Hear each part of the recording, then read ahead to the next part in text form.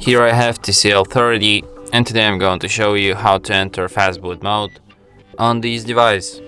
So firstly you have to turn your device off, and after it turns off completely you have to hold down combination of keys power key plus volume up at the same time for a couple of seconds like this, and after the screen turns on you can release power key and keep holding only volume up.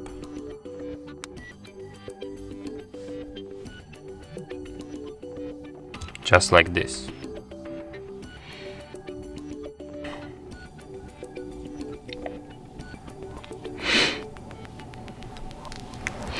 In the following menu you have to use volume keys to navigate and power key to select, and select the third option, enter Fastboot.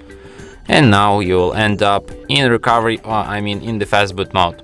Here in the Fastboot mode you can also use volume keys to navigate and power key to select, and you have such options as reboot system now, enter recovery, reboot to bootloader, and power off. So if you want to quit this mode, just select an option reboot system now and your device will be restarted as usual.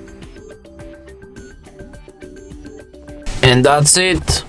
Thanks for watching.